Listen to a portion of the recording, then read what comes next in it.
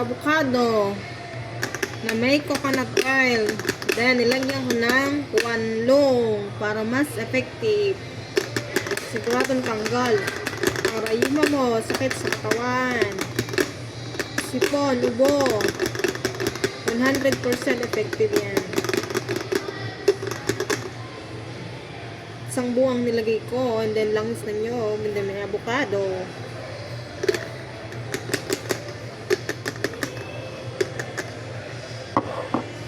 Ayan na, oh. Sulit na yan, matagal nang magagamit.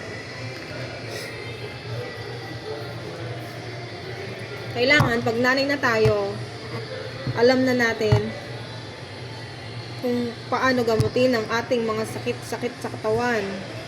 Sakit sa arthritis, rayuma, back pain, sakit ng ulo. Ayan, panghilot, para hindi kayo lagnatin, sipunin, at mabilis nang mawala ang iyong sipon, ubo. 100% effective yan. Sulit na sulit. Sulit ang presyo. Mahal man, pero matagal magagamit at siguradong effective. Yan, ang kuanlong made in Singapore yan. Sariling gawa. Oh. Maraming salamat po sa lahat ng nanonood. Sa mga nais pong gumawa, subukan nyo po. 100% effective po yan. Tanggal ang sakit nyo sa katawan.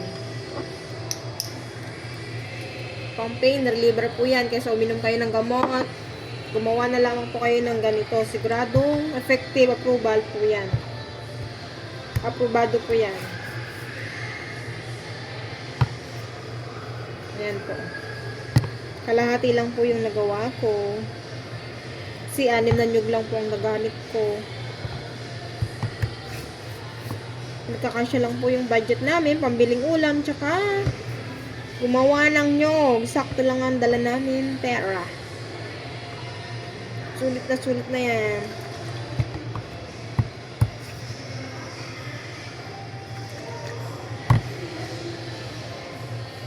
Lalo na paglamig ngayon, mabilis pasukan ng lamig sa katawan, lalo na pag lagi kayong may trabaho, laging pagod sa bahay, katapos magluto, yung iba naliligo, kaya minsan lalong sumasakit ang katawan, nagiging pasmado. Ito lamang po ang kailangan nyo, panghilot sa gabi. At syempre dapat huwag yung gagawin nyo pagtapos magluto, maliligo. Pagtapos maglaba, maliligo.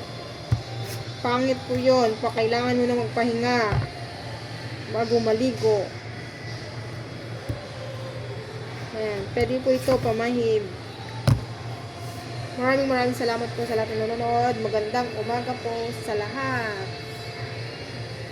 Nag-try lang pong gumawa. Pero pang-4 na gawa ko na po ito. Subok na po yan. Ang sarap ng latik. Ang sarap ng latik. Langis na nyog, panghilo, pang-massage, pantanggal ng mga lamig-lamig sa katawan. Ayan, walang masasayang. Favorite ko yan. Latik. Anong tawag sa ano? Sa map? Sarap.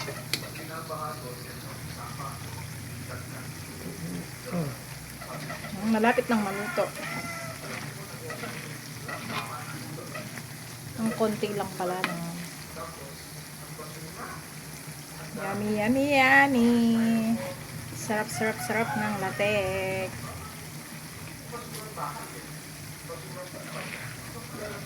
Ang dami niyan. 1 linggong kainan.